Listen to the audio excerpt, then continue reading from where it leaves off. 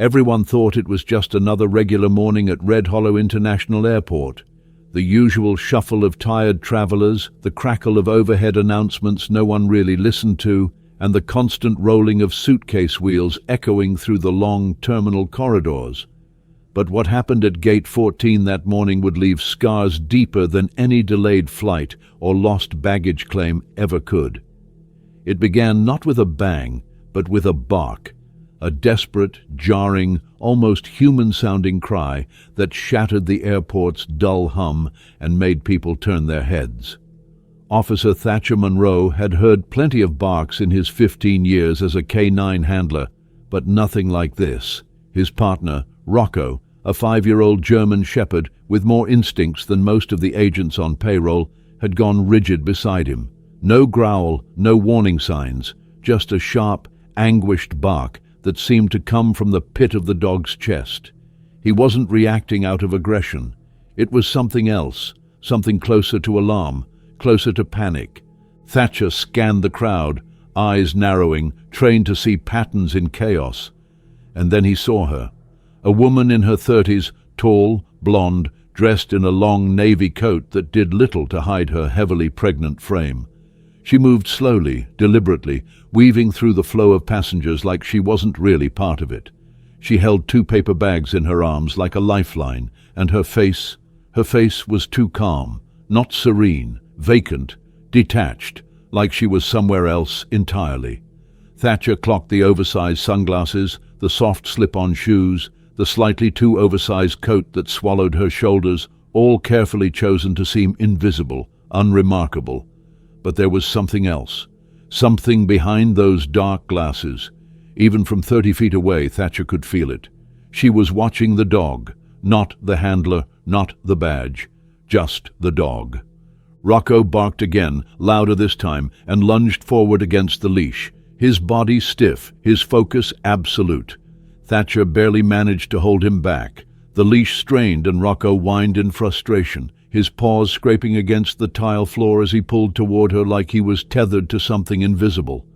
He had never reacted this way to a civilian, especially not a pregnant woman. But there he was, desperate, confused, almost afraid. The woman didn't flinch, didn't speed up, didn't slow down, but something about the way her head turned ever so slightly, as if bracing for the inevitable, made Thatcher's instincts flare red-hot.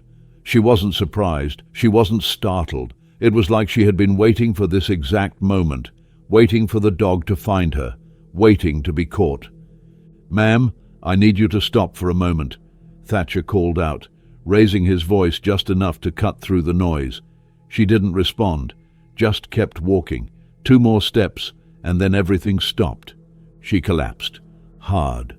Her knees buckled without warning, and the bag she carried dropped to the floor, exploding open as she hit the ground. Bottles clattered, papers scattered. A small teddy bear tumbled across the polished tile. The sound of her body hitting the floor was unnaturally loud, echoing through the terminal like thunder on a clear day. Passengers gasped and pulled back, forming a wide, instinctive circle around her as if the fall had triggered some unseen alarm.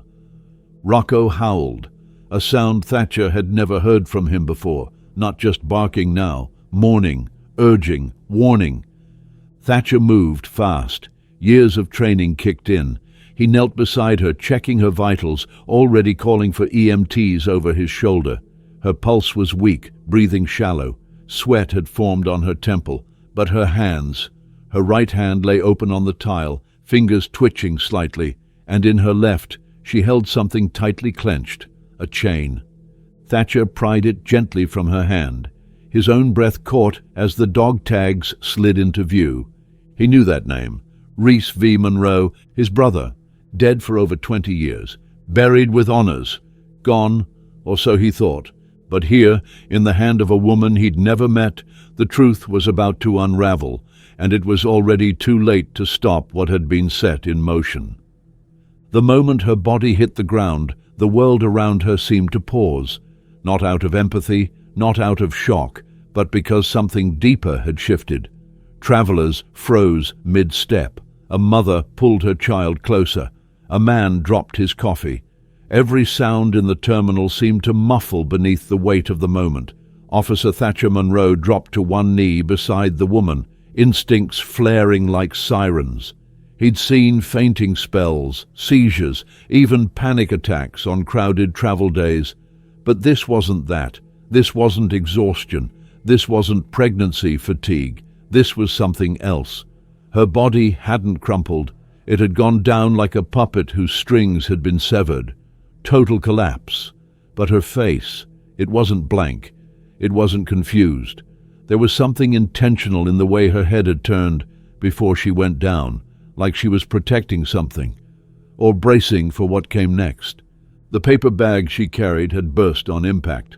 Small bottles rolled across the terminal floor, one spilling out prenatal vitamins. A half-crumpled appointment card from a medical clinic in Cincinnati lay face up. A child's stuffed bear sat awkwardly on its side, a soft beige toy with one button eye missing.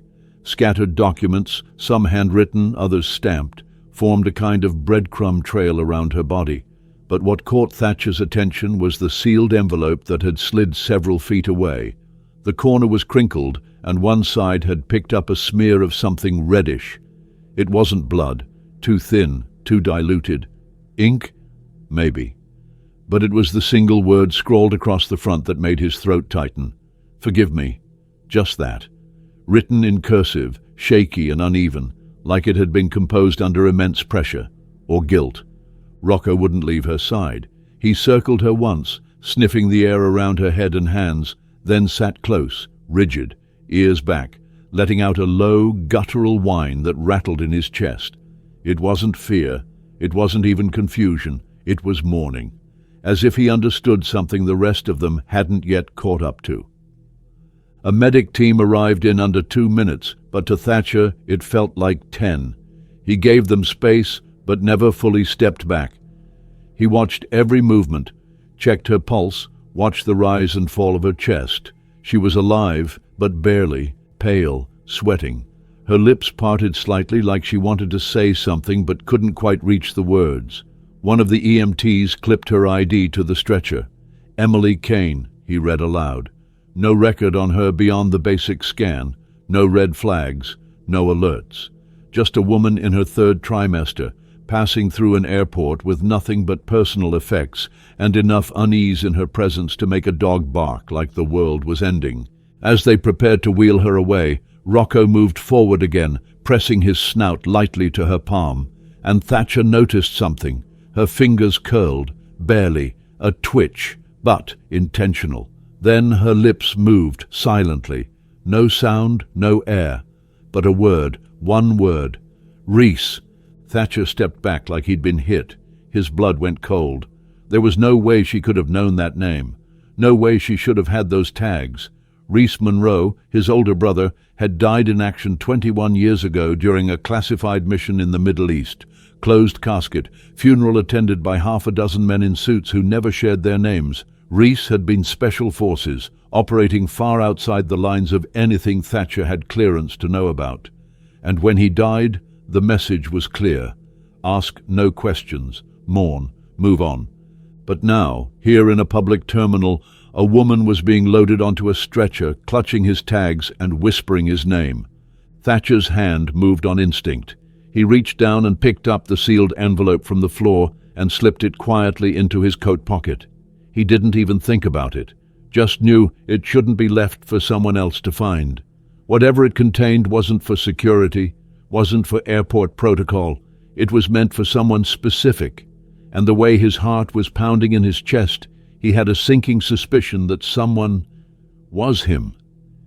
As the stretcher rolled away, Rocco let out one final bark, not loud, not panicked, just a sharp, solitary bark, a statement, a message, and somehow Thatcher knew it wasn't over, not even close, because everything about this woman, her collapse, the contents of her bags, and that name, Reese, pointed toward something impossible, something buried, and the realization that whatever she was carrying wasn't just a baby.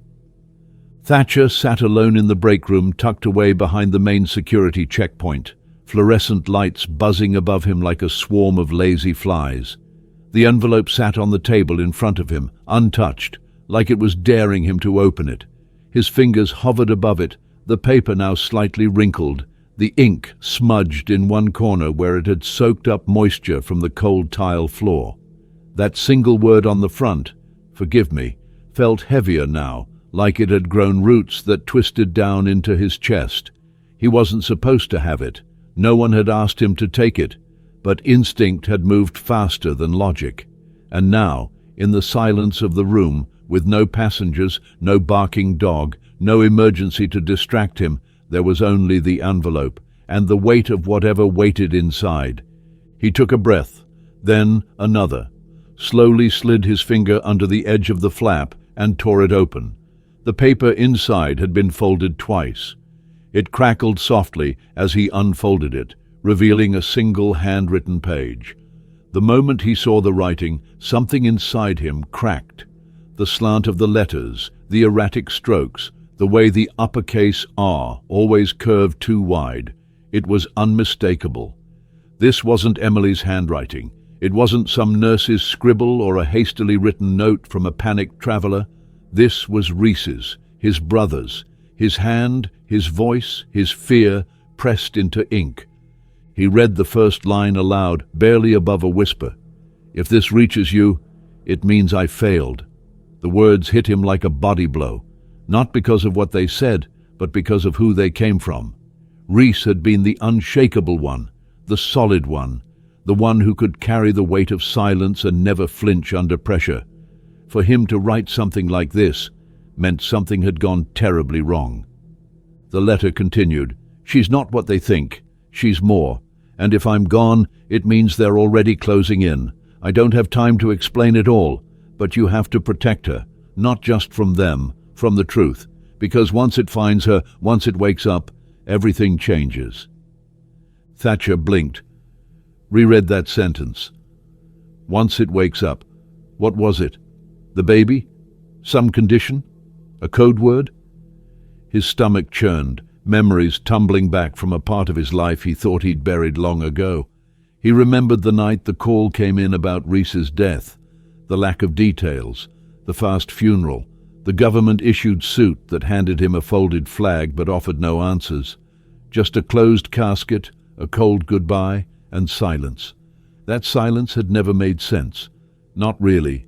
And now, with this letter in his hands, he realized something else. Rhys had known. He'd known they wouldn't let the truth come out, so he'd hidden it the only way he could. Inside a letter, carried by a woman he'd never met. Or so he thought. Thatcher's eyes drifted back to the letter. "Her name is Emily. Her mother never told her. I asked her to keep it that way. I made promises, but if you're reading this, I broke them. And I need you to pick up what I can't finish." The penmanship was getting shakier now, as if the words had been scrawled in haste, as if someone had been closing in even then. The letter ended not with answers, but with more questions. "You'll know her when you see her. She'll have the bear, she'll have the tag, and she'll be followed." The bear, the tag with Rhys's name, and the woman, Emily, who had collapsed in the middle of the terminal, as if on cue. As if her arrival had been scheduled not by chance, but by design. Thatcher folded the letter slowly, hands trembling.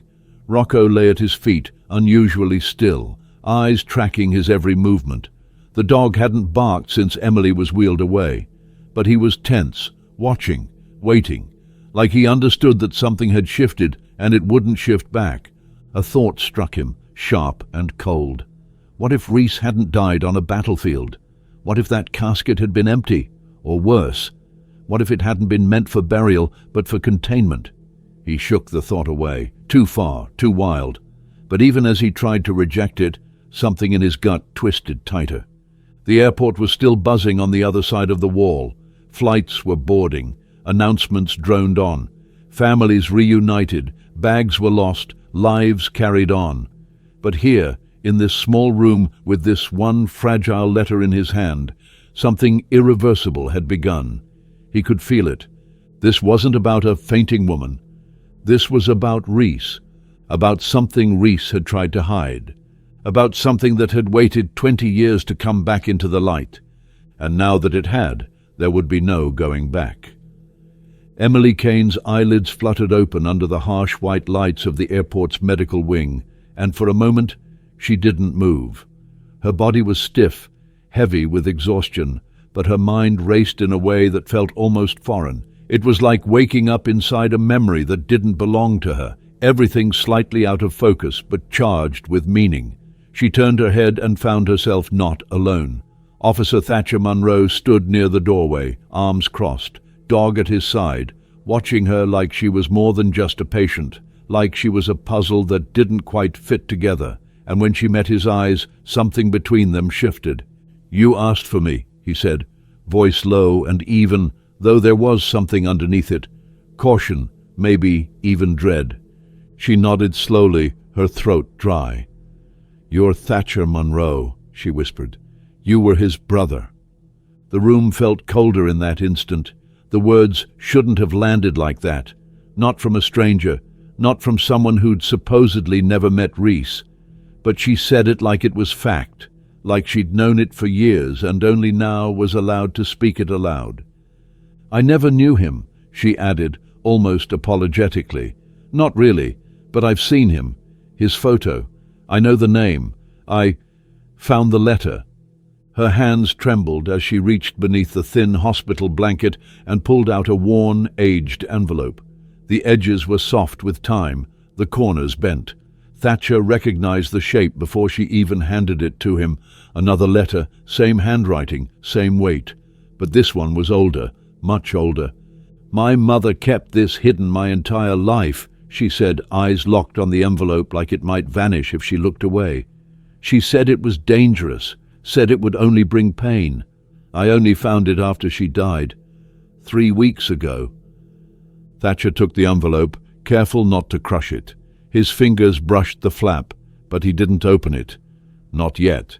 He could already feel the electricity inside, the way the truth hummed just beneath the paper. He looked at Emily, trying to read the story behind her pale, tired eyes. And he realized she wasn't just exhausted, she was running, from something, or towards something, he wasn't sure. She leaned her head back against the pillow, eyes briefly closing. "Ever since I read his letter," she said, voice barely above a whisper, "everything's changed. Someone's been following me, watching my apartment. 2 nights ago, someone broke in. They didn't steal anything. They just searched, ripped drawers out, tore through my books, like they were looking for something I didn't even know I had. But they left the letter, like they wanted me to keep reading it, like they wanted me to be scared." Thatcher's jaw clenched. "And now you're here." "I thought maybe if I came to the airport, I don't know," she said, opening her eyes again.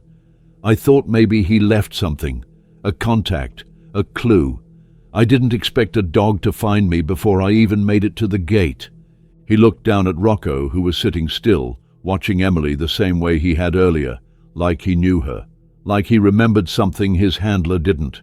The connection between them wasn't random. It wasn't just about the scent on the tags or a noise she made. Rocco had reacted to her like she was a part of something, like she belonged to something. "I don't know what's happening," she continued, more urgency in her voice now. "But I'm scared, and not just for me, for the baby. I don't know what I'm carrying, officer. I mean, I do, but I don't. It's not just about my family, it's something bigger." Thatcher looked back at the sealed envelope in his pocket. Reese's words still echoed in his mind. "She's not what they think. She's more. Once it wakes up, everything changes." "Did your mother ever talk about Reese?" he asked carefully. "About what happened overseas?" Emily shook her head. "Never. All I knew was that she worked as a translator, that she came back from deployment different, quiet, guarded. She never dated, never talked about the past, just me and her against the world. She never said my father's name. I didn't even think to ask, until I found the tag in that old jewelry box, along with the letter and a photo, one photo, him, Reese, holding a baby, me, I think." Thatcher felt something deep inside him go still. That photo had never existed in his world. He'd been told Reese had died without ever starting a family. No wife, no child, no loose ends. But it had all been a lie. A tightly packaged story given to the grieving family of a man who had apparently died, protecting something far more complex than any of them had understood. "Do you know why someone would want you gone?" he asked. "Why now, after all this time?" Emily met his eyes. "I think it's because I found the truth too early, or maybe too late. Either way, I wasn't supposed to find it at all." Outside the room, the hospital wing buzzed with distant noise, phones ringing, carts wheeling past, life carrying on. But inside that small space, time felt frozen. Two people connected by blood neither of them expected, holding the fragmented remains of a story that had been buried for 2 decades. Emily's hand drifted to her belly, her voice barely audible. "Whatever this is, I don't think I'm just carrying a baby." Thatcher's fingers closed around the letter in his coat. A chill crawled up his spine, and neither did he. The drive back from the hospital was silent, not because there was nothing to say, but because too much had been left unsaid for too long.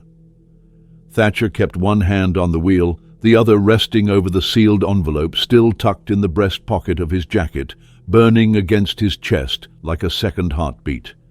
Emily sat in the passenger seat, one hand cradling her stomach, the other holding tight to the worn teddy bear retrieved from her scattered belongings. It didn't look like much. Frayed fabric, one button eye hanging loose, stuffing pushing through the seams, but something about it made her grip it like a talisman, as if the answers she sought were somehow stitched into the very threads. As the city lights passed by outside, Thatcher's thoughts drifted back to the last time he'd heard his brother's voice. Not in person, those memories had long faded into static, but in the brief voicemail, Reese had left the night before he deployed for what was supposed to be his final tour. "If anything happens," he'd said, voice low, guarded, "just know I made my choice. Some things you don't walk away from." At the time, Thatcher had brushed it off as the kind of cryptic thing soldiers said when they didn't want to say goodbye. Now it sounded more like a warning. Back at his apartment, Thatcher cleared the dining table with a single sweep of his arm, letting old newspapers and unopened mail fall to the floor. He spread out what little they had, Emily's medical documents, the dog tags, the bear, and the 2 letters, one addressed to him, the other written to Emily by a man neither of them had seen in over 20 years. He unfolded hers slowly, careful not to tear the fragile yellowed paper. The words inside were raw, uneven, rushed. They didn't read like a goodbye. They read like a confession. "Emily, if you're reading this, it means I couldn't keep my promise. Your mother, she tried to shield you from all of this. From me, from what I was involved in, from what I knew. She thought hiding the truth was safer than letting you carry it. I wasn't so sure. But I loved her enough to agree. You weren't supposed to grow up in the shadow of this. But if the day comes that you find this letter, it means that Shadow finally found you." Thatcher looked up at Emily. Her eyes were glassy, unfocused. She'd read the letter a dozen times already, but she kept staring at it like it might change. Like maybe the next time she read it, the ending would be different. He kept reading aloud, his voice steady but hollow. "They called it Project Helix. I didn't ask questions at first. It was a DARPA thing. Off-grid, need to know only. We were told we were protecting something classified. Biological assets, they said.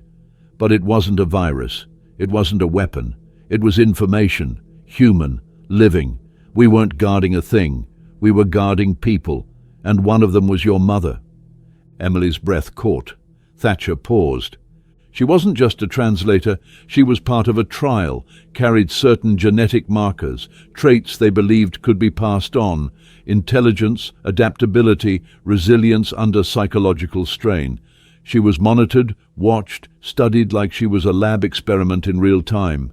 And when we met, I didn't know any of that. I just saw a woman trying to survive a war zone, holding secrets that didn't belong to her. I didn't know what she was, or what you'd become. Emily turned her head toward the window, as if the darkness outside could offer some kind of clarity. "My whole life," she whispered, "I thought she was just quiet, just private. But she wasn't. She was hiding something, not because she wanted to, but because she had to." Thatcher nodded.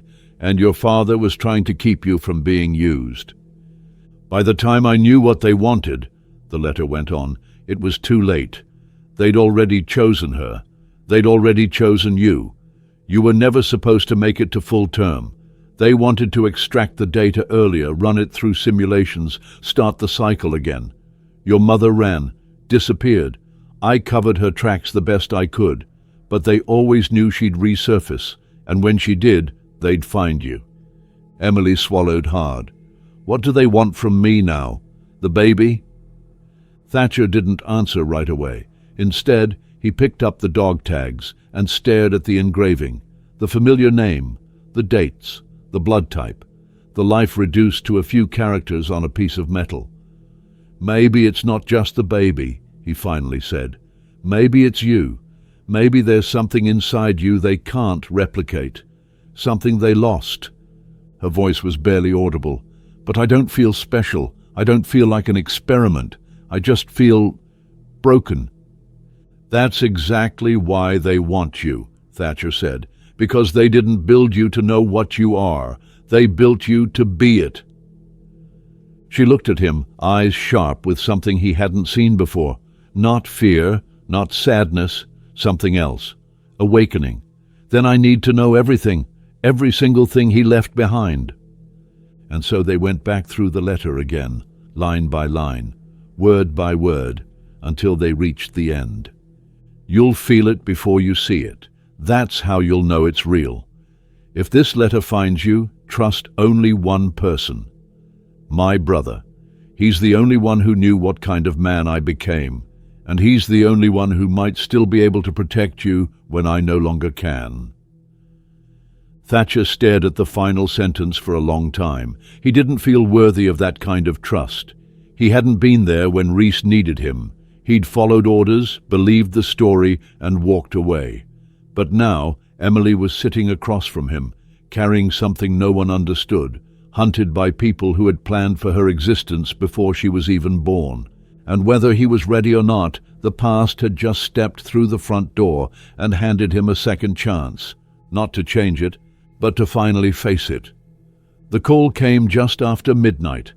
Thatcher was still seated at the kitchen table, the letters spread out like puzzle pieces no one had ever tried to solve. Emily had fallen asleep on the couch, the bear still tucked under one arm, her breathing steady but shallow, as if even in sleep she couldn't fully let her guard down. Rocco lay between them, ever alert, his ears twitching at the slightest creak of the building. The phone vibrated once, twice. Unknown number, no caller ID. He almost didn't answer. Almost. But something in his gut told him not to ignore it. He pressed the phone to his ear. For 3 seconds, silence. Then a voice, male, distorted, calm. "She's safer with us than with you, Officer Monroe." The voice lingered for a moment, as if studying the weight of its own words. Then it added, "You already failed her father. Don't fail her too." And then the line went dead. Thatcher didn't move at first, just stared at the dark screen, heart pounding in his throat, rage climbing slow and cold through his chest. Whoever it was, they knew who he was. They knew about Reese, and they knew where Emily was, here, right now, in his apartment. That wasn't just a threat. That was a confirmation. They'd been watching, maybe for hours, maybe longer. He stood quickly, moving across the room to lock every door, every window. He checked the hallway, the fire escape, the alley behind the building. Nothing. No footprints in the snow, no headlights cutting through the dark. But that didn't mean they hadn't been there. When he came back inside, Emily was awake, sitting upright, her eyes wide with that instinctual panic, the kind that doesn't ask questions, only reacts. "Something's wrong," she said before he could even speak. "I felt it, in my chest, like everything went quiet all at once. Thatcher nodded grimly. Someone called. They know where you are. They said you're safer with them, that I already failed your father. Her face twisted in confusion. What does that mean? I don't know, he said, but it wasn't a guess. It was personal. They're not just tracking you. They're following everything connected to you. She clutched the bear tighter. They're going to take me, aren't they? No, he said quickly, too quickly, not while I'm breathing. But even as he said it, he felt the walls closing in. These people, whoever they were, weren't amateurs. They didn't leave clues unless they wanted you to find them, and they didn't call to warn unless the trap had already been set. He needed answers, fast. Back at the airport, he pulled favors with a few trusted agents on the night shift, accessing the restricted internal surveillance system. He pulled up the feed from the clinic hallway, every angle, every timestamp, and there it was. 11:46 p.m. Two figures dressed as paramedics pushing a gurney, masks on, badges perfectly clipped, smooth, confident movements. One of them even nodded at the night nurse on duty, who barely looked up. Emily was unconscious, strapped in, no struggle, no alarm, just in and out in less than 90 seconds. Thatcher paused the footage, zoomed in. There, on the side of the gurney bag, a patch, barely visible in the grainy feed, but enough to make his blood run cold. Rayan. It wasn't a word most people knew. It wasn't listed in any database. It wasn't an official agency. But Thatcher remembered it, from a classified briefing Reese had once hinted at years ago. Shadow Ops, ghost-level clearance, programs that didn't technically exist, intelligence too dangerous to store on digital systems, operatives trained not to extract but to erase. Rayan wasn't a rescue unit. They were a cleanup crew, and now they had Emily. Thatcher stood in the control room, jaw tight, fists clenched. This wasn't a random abduction. This had been waiting to happen. Her arrival hadn't triggered the system. They had anticipated it, built it, laid the foundation years ago. They weren't improvising. They were executing, which meant everything Reese had feared was still in motion. Back at his apartment, he grabbed the sealed letter again, flipping it open to the middle lines. You'll feel it before you see it. That's how you'll know it's real.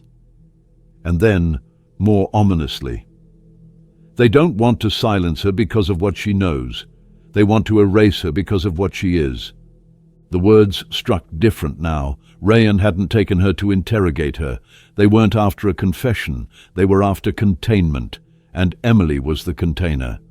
Thatcher paced for nearly an hour, Rocco watching him silently, as if sensing the weight behind every movement.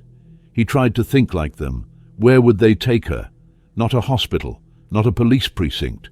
Somewhere unlisted, untraceable. He thought about the patch, the gurney, the uniforms. Everything was too clean, too smooth, too rehearsed. Then it hit him. He pulled up the local transportation records, logged into the off-the-books vehicle exit logs, and found it. A private security van, no corporate branding. Exited the airport perimeter at 12:03 a.m., headed north. Destination unknown. Registered to a Shell logistics company, Curus Solutions. The name meant nothing on the surface, but one cross-reference later, buried in an old clearance archive, it popped up again. Government black funding, early 2000s, linked to several decommissioned military sites. It was enough. Thatcher stood, grabbed his sidearm, and called in one last favor. He wasn't going to lose her. He couldn't change the past, but he could stop it from repeating. And whoever had taken Emily Kane was about to find out that Reese Monroe wasn't the only one willing to die to protect her. The road leading to the outskirts of Franklin County was long, cracked and barely lit, snaking through dense woods like it was trying to hide where it ended. Thatcher's truck grumbled over potholes as he sped into the cold, silent dark, the kind of dark that swallowed headlights whole. Beside him, Rocco sat rigid, alert, nose pressed to the window, ears twitching with every rustle of the trees. The trail had led him here, an address tied to the logistics company that didn't exist, tied to the van that had taken Emily, tied to Rayon, the ghost operation no one spoke about, not even behind closed doors. But it wasn't an address, it was coordinates, and they pointed to a place that hadn't been touched by public records in nearly 15 years, an old decommissioned comms station, abandoned on paper, forgotten by most, but suddenly lit up with life again. He stopped a quarter-mile out, parked beneath a collapsed billboard covered in vines and rust.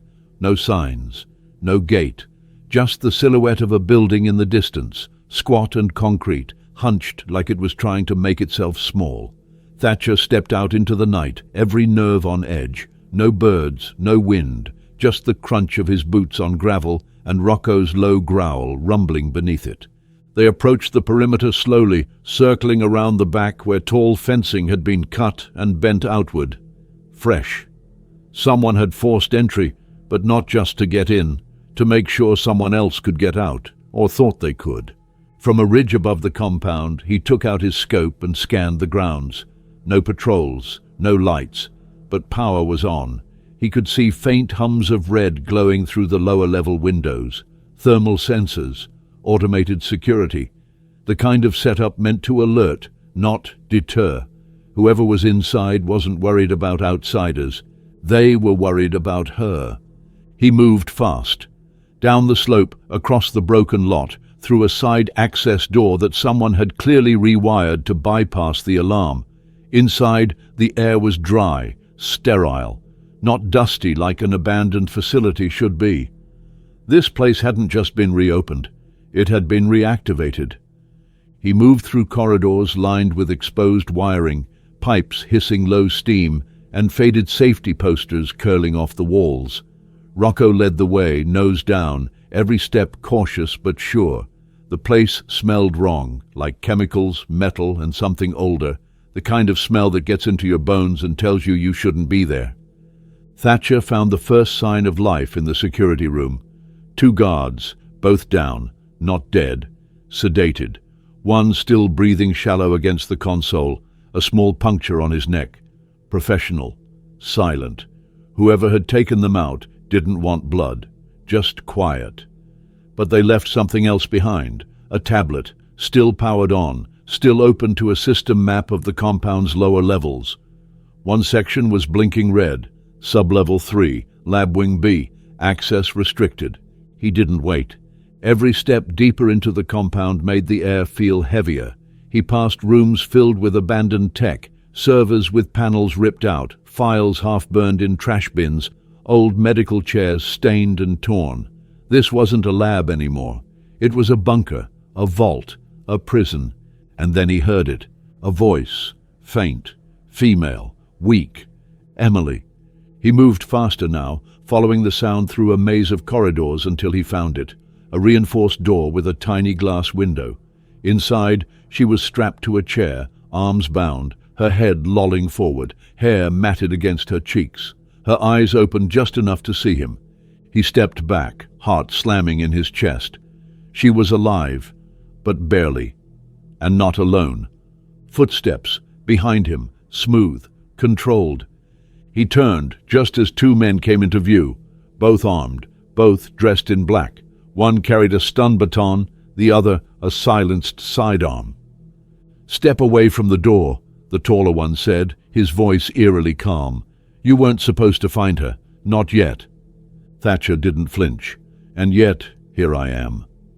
The man's eyes narrowed. "You don't know what she is." "She's not what?" Thatcher said coldly. "She's who, and she's not yours." The man raised the silencer, and then chaos erupted. Rocco lunged first, crashing into the second guard with terrifying speed. The baton clattered to the floor as they went down. Thatcher charged the tall one, slamming him into the concrete wall hard enough to crack it. The silencer fell, kicked out of reach in the scuffle. Fists flew, elbows, blood. It was fast, brutal, and ended just as quickly. Both guards were down. Thatcher's knuckles were raw, one eye starting to swell. But it didn't matter. Emily was still alive. He rushed to the keypad next to the cell door, punched in commands until it finally hissed open. She fell forward, and he caught her. She was pale, eyes unfocused, wrists bruised. But when she saw his face, recognition flickered back. "I knew you'd come," she whispered. He helped her to her feet. "We're not safe. We have to move." She nodded weakly. "They kept asking about a code, something my father gave me. I told them I don't know anything, but they didn't believe me. They think it's inside me." Thatcher's jaw tightened. "They're right." They moved fast, Rocco leading, Thatcher half carrying her as alarms began to wail overhead, delayed by only minutes, but enough. As they climbed toward the surface, red lights flashed down the halls and doors began to lock behind them, sealing off the corridors as if the building itself had decided to trap them.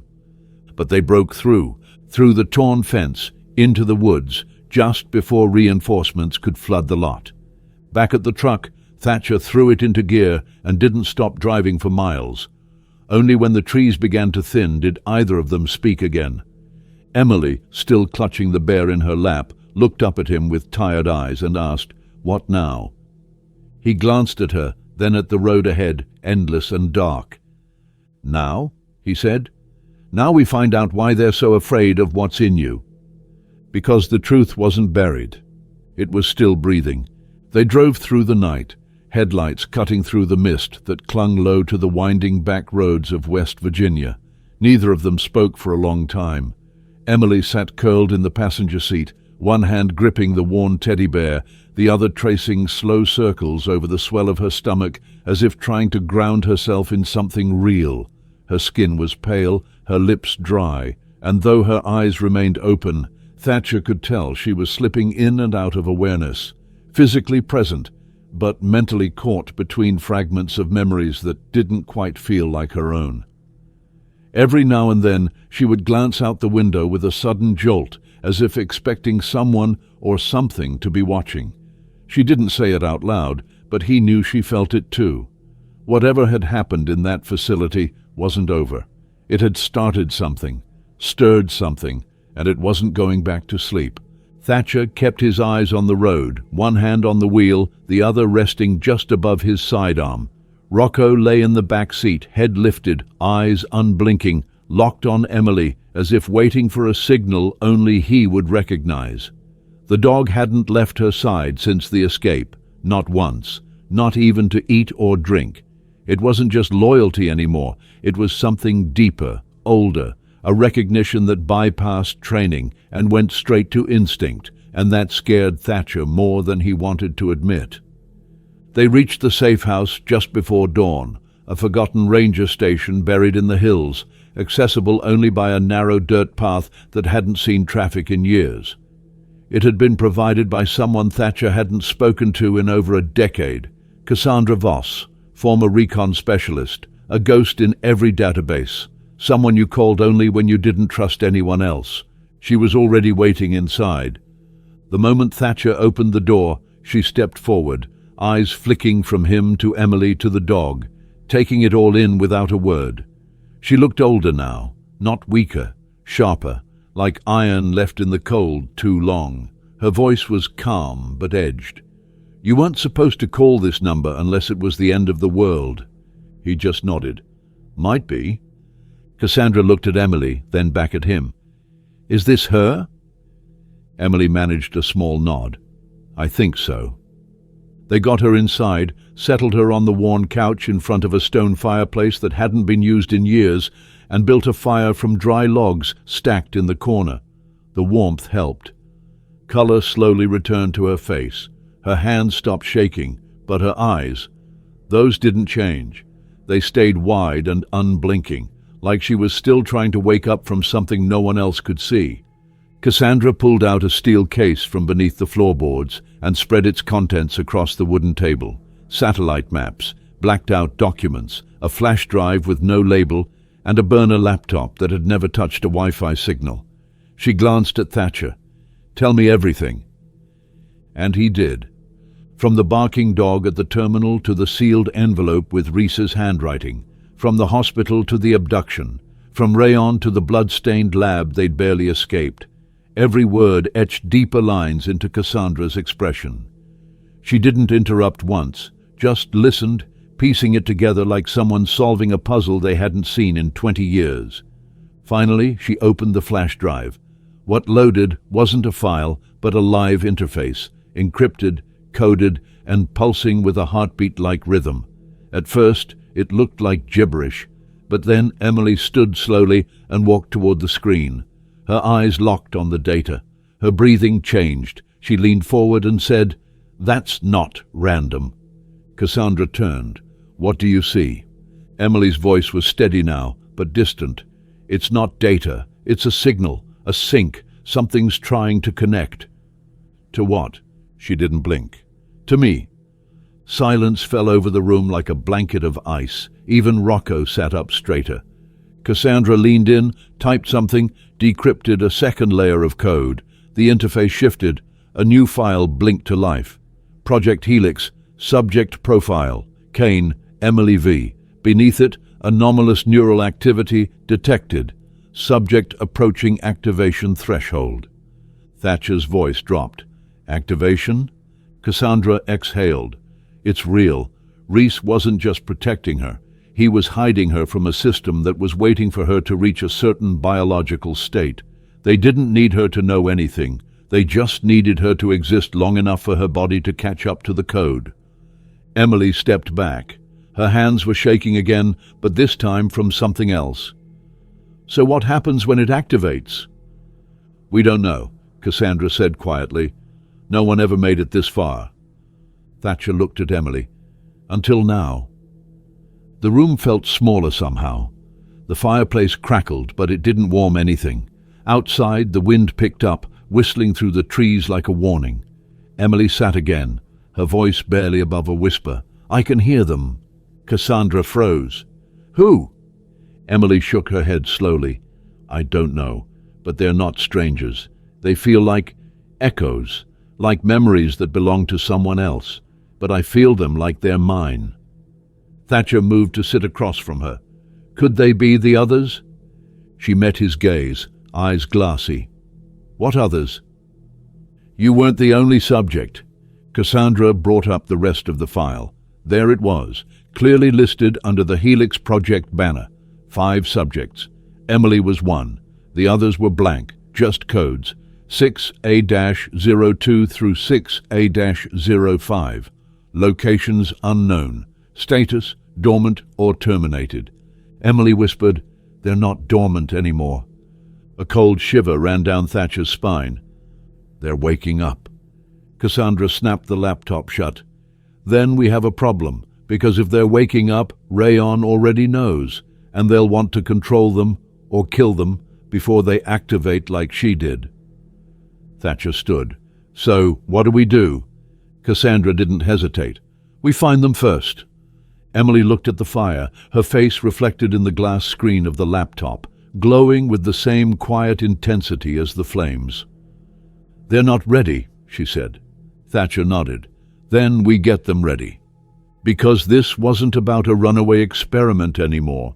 It was about the future of everyone who had been built like her, and what would happen if the people who made them ever got their hands back on the controls. The storm rolled in just before midnight. Heavy sheets of rain beat against the windows of the ranger station, and the wind screamed through the trees like it was carrying something with it, something old, restless, and long overdue. Inside, the flickering fire in the hearth was the only source of light. The power had cut out 15 minutes earlier, but no one moved to fix it. Not Cassandra, not Thatcher, not Emily. Because in that moment, electricity was the last thing on their minds. Emily sat cross-legged on the floor, her hands gently tracing the curves of the pocket watch that had been tucked into Reese's letter, an object so small, yet humming with a presence that felt anything but ordinary. She hadn't let go of it since they left the facility. It ticked steadily in her hand, louder than any storm outside, like it wasn't measuring time at all, but counting down to something. Every few seconds she would look at it, tilt her head like she was listening to a frequency the others couldn't hear, and then go still again, as if waiting for it to speak back. Across from her, Cassandra scoured over the Helix files on a backup drive, her flashlight's beam bouncing off codes, graphs, genetic breakdowns, and redacted memos. Thatcher stood by the window, watching the road disappear beneath the storm, his mind spinning through every possibility, every variable they hadn't accounted for. The quiet between them was the kind that feels like a held breath, stretched too long, right before something breaks. Then Emily spoke. "I've seen them," she said softly, "in pieces, not dreams, not memories, just flashes, like glimpses through a mirror that doesn't belong to me." Thatcher turned, walking over slowly. "Who?" "The others," she said. "I don't know their names. I don't even see their faces clearly. Just moments. A boy running through snow, a girl standing in a mirror-lined room, staring at her reflection like she doesn't recognize herself. A pair of hands, bloody, shaking, typing something into a terminal. They don't know they're connected, but they feel it. Just like I did." Cassandra looked up. "How long have the flashes been happening?" "Since the facility," Emily said. "But they're getting stronger, faster. Like they're not just coming to me anymore. Like I'm being pulled toward them." Thatcher lowered himself into the chair across from her. "That watch, does it mean anything to you? Beyond Reese?" Emily hesitated, looking down at it again. "It feels familiar, like it belongs in my hand, like I've held it before, but not here, not in this life. It's like it's tuned to something inside me. Not tracking time, but alignment, connection." Cassandra leaned forward. "That's not just metaphor. The Helix protocols weren't about data storage. They were about synchronization, a shared neural rhythm unique to a set of individuals selected during early stages of development. They weren't just experimenting with genetic traits. They were trying to create a web, human nodes capable of shared instinct, memory, and even perception. Your heartbeat, your emotions, your instincts, they're all part of a frequency, and if the others are activating, that frequency's getting louder."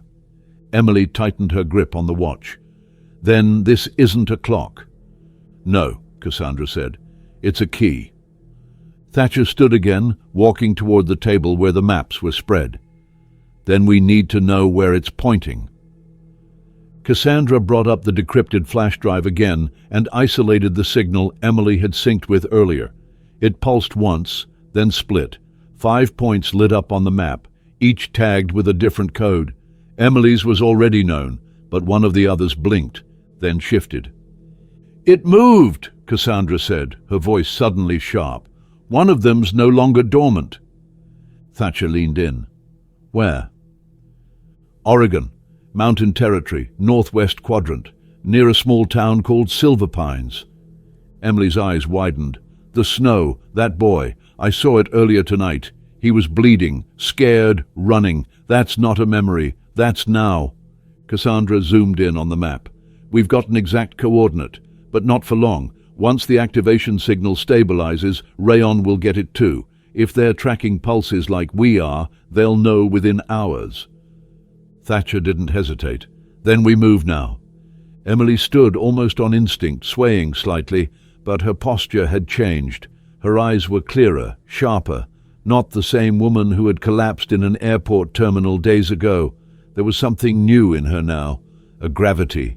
As if the more she learned who she really was, the more the world seemed to bend toward her. "His name is Kane," she said suddenly. Cassandra looked up. "What?" "The boy," Emily whispered. "The one in the snow. I don't know how I know it, but I do. Kane Ward." Thatcher reached for the map. "Then we find him, and we keep him from becoming the next name on Rayon's cleanup list." But Emily wasn't looking at the map. She was staring out into the storm, the pocket watch still ticking in her palm. "They're coming for all of us," she said, "but they don't understand something." Cassandra raised an eyebrow. "What's that?" Emily's voice was quiet, calm, but absolute. "We're not waking up to be controlled." She turned back toward them. "We're waking up to fight." The train to Oregon departed at dawn, cutting through the fog that settled thick over the valley. None of them spoke much during the ride. Thatcher sat near the window, eyes scanning the blur of passing trees and open fields. his jaw tight with the tension that never seemed to let go anymore. Cassandra sat across from him, arms crossed, her gaze locked on the tablet in her lap, watching the pulse of the signal from the second subject flicker across the screen. Emily sat at the end of the row, isolated but not alone, one hand on her stomach, the other wrapped around the pocket watch that had not stopped ticking since the moment they left the ranger station. It didn't just mark time, it anticipated it.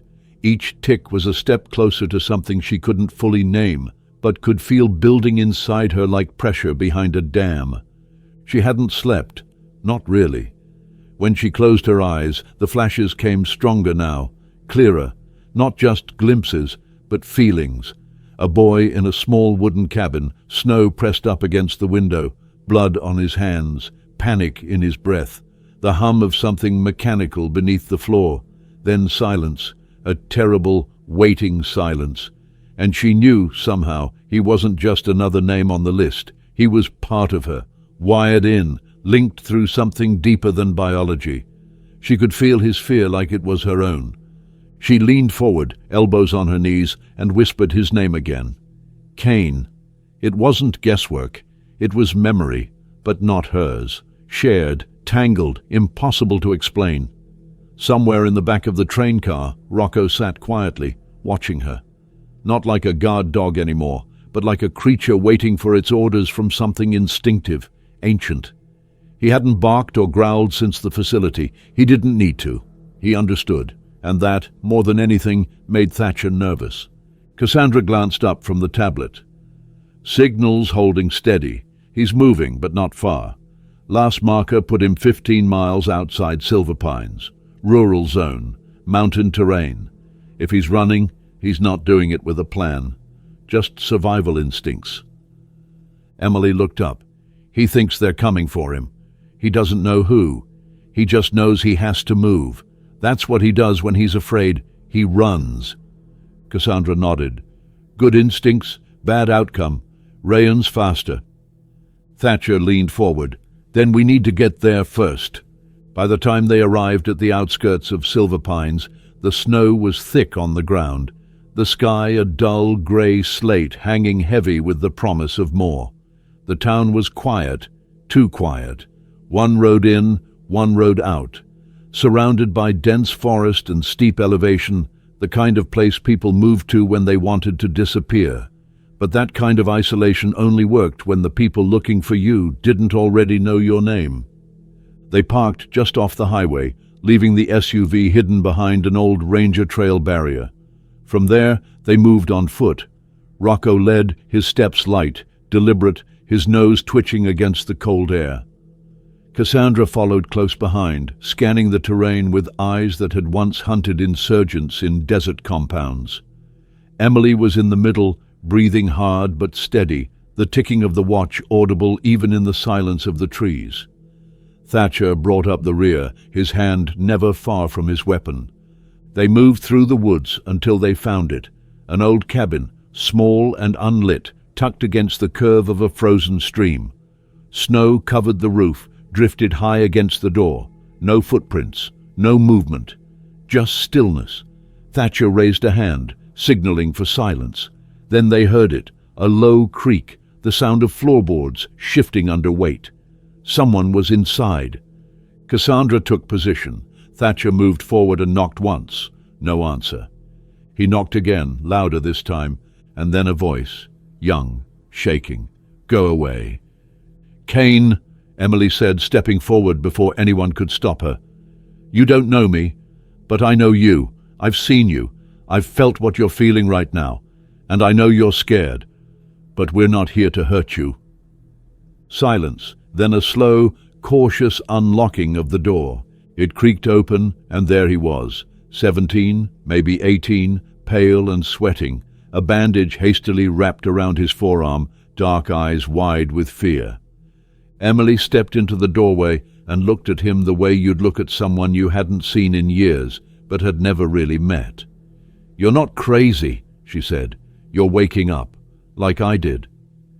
He stared at her, then past her, to Thatcher, to Cassandra, to the dog. I've seen you all, he whispered. In my head, in pieces. Emily reached into her coat and handed him the pocket watch. "This brought us to you, and now you're part of it." He took it, hand trembling, and when he touched it, the ticking stopped. Everyone froze. Cassandra checked the tablet. The signal just synced. He's part of the network now. Kane looked at them, still unsure, still scared, but standing a little straighter now. "What is this?" Emily exhaled slowly. "It's what they made us to be, and it's what they're trying to destroy." Thatcher stepped forward. "We don't have much time. They'll be here soon, and we're going to have to move again." Kane nodded slowly. "Then I'm coming with you." And as they left the cabin behind, the snow began to fall harder. Far behind them, in the trees, a drone light blinked once, then vanished. Someone had found the signal. But this time the subjects weren't scattered and scared. They were together, and that changed everything.